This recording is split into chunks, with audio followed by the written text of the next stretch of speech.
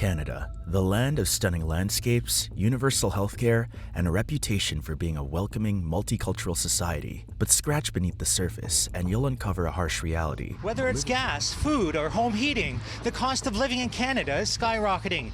New numbers from Stats Canada shows a jaw-dropping increase in inflation, 4.4%. Living in Canada has become increasingly out of reach for millions. Rising house costs, surging immigration numbers, and a cost of living crisis are shaping the country's identity, making it a place where many are struggling to survive, let alone thrive. And incomes can only go so far these days, Richard. We've been talking and dealing so much with, the rising cost of living, whether it's rent, whether it's mortgages, whether it's food inflation here.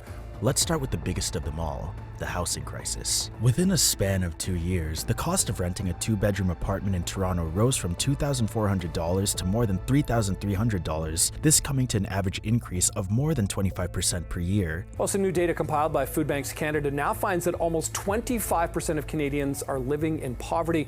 That is significantly higher than the 10% living below the poverty line. This increased trend, however, was not unique to Toronto. Cities such as Montreal, Vancouver, Calgary have also shown a similar trend. It's worth mentioning that even minimum wage earners have not been spared by the spike in demand that the rest of Canada was hit by, since in most of these regions, even a 1-bedroom apartment is out of reach for someone earning minimum wage. The average median wage in Toronto and other metropolitan cities is often 2 or 3 times lower than the required income to avail a mortgage. The amount of homes that are available on the housing market is far less than the potential buyers. It's no surprise that even Canada's top earners find home ownership unattainable. This isn't just about numbers, it's about people. How many Canadians are struggling with the rising cost of living?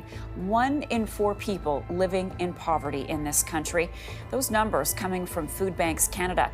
It found the poverty rate is actually higher than the 10% estimated by Stats Can. Stories like 25 international students crammed into a single basement in Brampton aren't just shocking, they're common. Overcrowded housing has become a grim reality, with students and low-income families bearing the brunt of it. Although economy-wide inflation has increased the cost of living to a point where it has affected the majority of Canada, the problem has created a divide within an economy that's tried to be balanced. Everything in the Canadian climate has gotten expensive, be it groceries or transportation. To best illustrate this point, consider the fact that many people are unable to buy eggs or bread anymore. These are now rare commodities to them. On the other hand, parents are skipping necessities like health or education to survive. Students who are supposed to plan for their careers rather end up working across several jobs to pay their bills. Yes, indeed.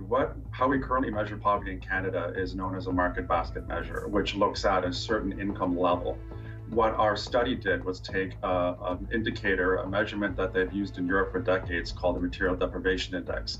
Immigration has always been a very big part of Canada. Brokering agents urge people to move west with promises of fertile land and endless opportunities. Immigration was, and still is, a cornerstone of Canada's identity. Fast forward to the modern era, and the country has maintained one of the most selective immigration systems in the world, designed to attract the best and brightest. Recently, though, it's been more of a double-edged sword. Canada recently accommodated about 465,000 new permanent residents in 2023, although they expect the number to grow to upwards of 500,000 permanent residents by 2025. And for newcomers, that means some people who chose to move to this country are now making other plans. CTV's Jumi Ogunshola reports tonight on the difficult decisions some immigrants are now making to leave. While immigration is meant to solve the issues of labor deficits or the rise in numbers of elderly people, but it also seems to be exacerbating an already strained housing infrastructure system. For the first time in history, immigration has turned into something polarizing. Protests began in the year 2024, as many Canadians stated that the level of immigration is out of control. People's views have changed drastically. Only 27% of Canadians thought there was too much immigration in 2022. By 2024, this figure had increased sharply to 58%. Canada is experiencing record levels of population growth, and nearly all of it is being driven by international migration. The population of Canada is getting old very fast. Back in 1971, for every retiree, there were 7 individuals fit for employment. This ratio is anticipated to shrink to merely 2 workers per retiree by the year 2036. Such a mismatch threatens the economy and entire social systems of the country. In order to resolve this, the government has heavily relied on immigration. They have concentrated on skilled workers in much-needed areas including healthcare, manufacturing, and technology. But while this strategy seems appealing in theory, the reality has been rather different.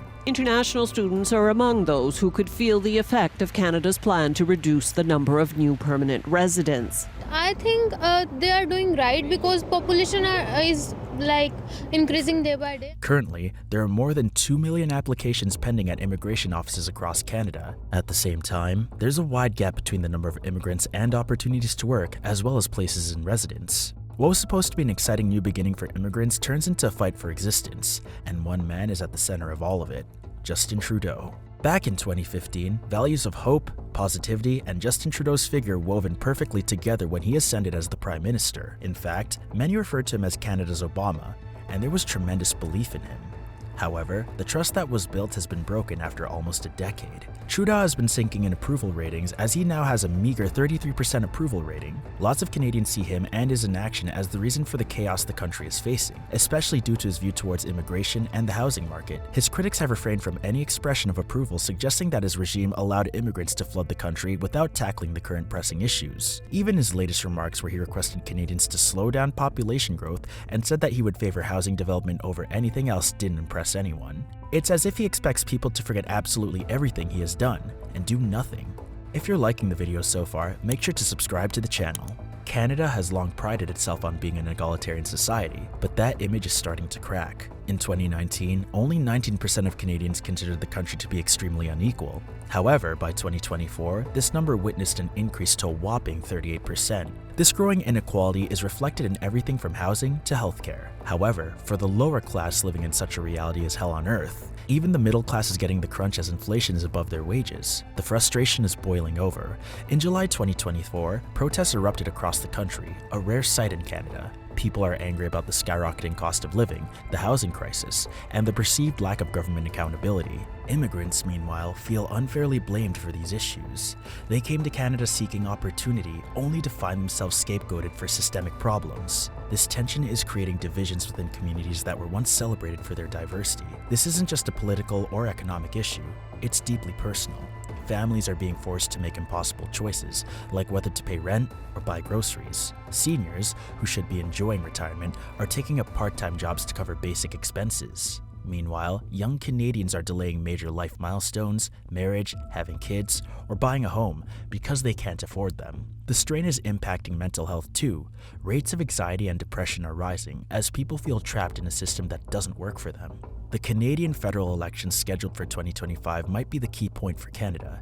If Trudeau wants to win another election, he has to change the impression voters have and show them that his government can turn the country around. But with the public's trust at an all-time low, such expectations are unrealistic to say the least. Canada faces a critical crossroads. Can it balance its commitment to immigration with the need to address its housing and cost of living crises? Will it invest in infrastructure and social services to meet the needs of a growing population? Or will it continue down a path of growing inequality and social unrest? Let us know in the comment section below, and make sure to like the video. Thanks for watching.